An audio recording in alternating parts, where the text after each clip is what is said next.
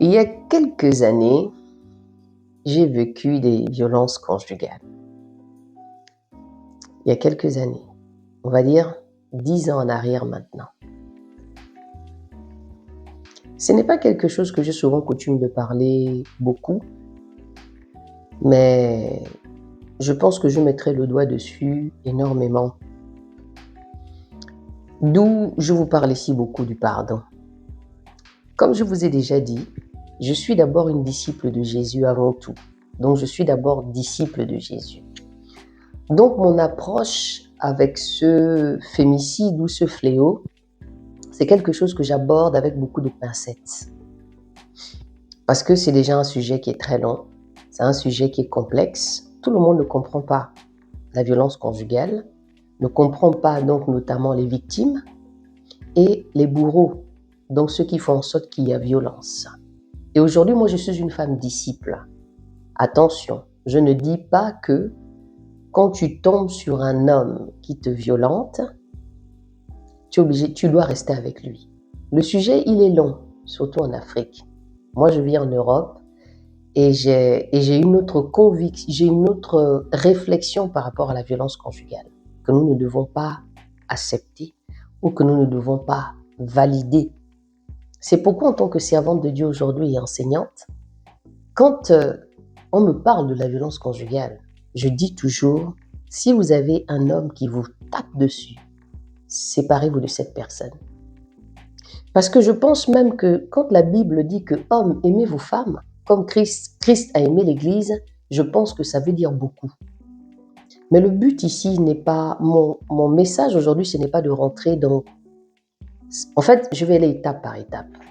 Je vais juste donner une première étape de pourquoi j'aborde ici le pardon. Dieu m'a appris à pardonner. Et je sais que beaucoup de personnes, dans les vidéos que je fais, je vois surtout sur YouTube, je vois des attitudes, je vois des comportements. Je ne dis pas ici que c'est facile de pardonner.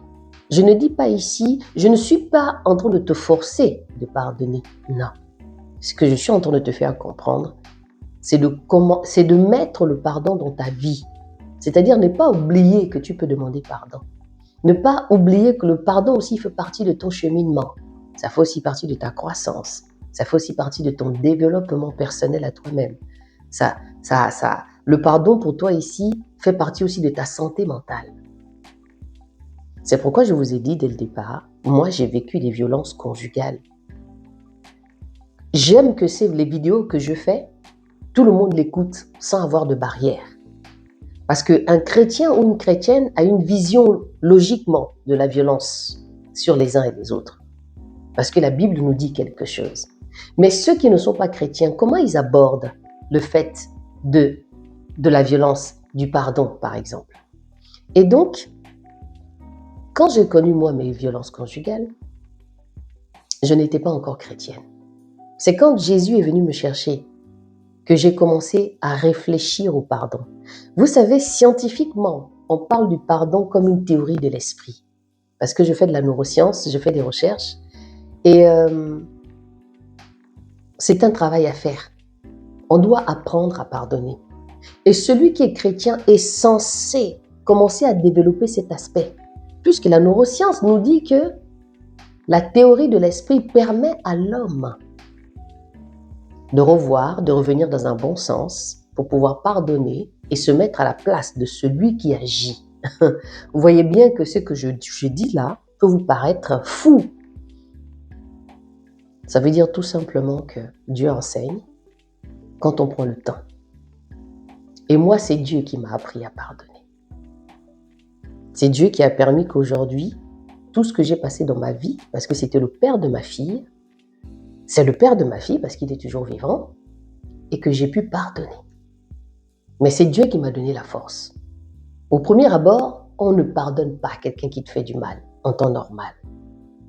Mais vu que j'ai rencontré le Seigneur et que mon souhait était de me délivrer, et le Seigneur a permis, je me suis laissé guider par le Seigneur. Et c'est comme ça que j'ai pu avoir cette paix dans mon cœur pour pouvoir avancer.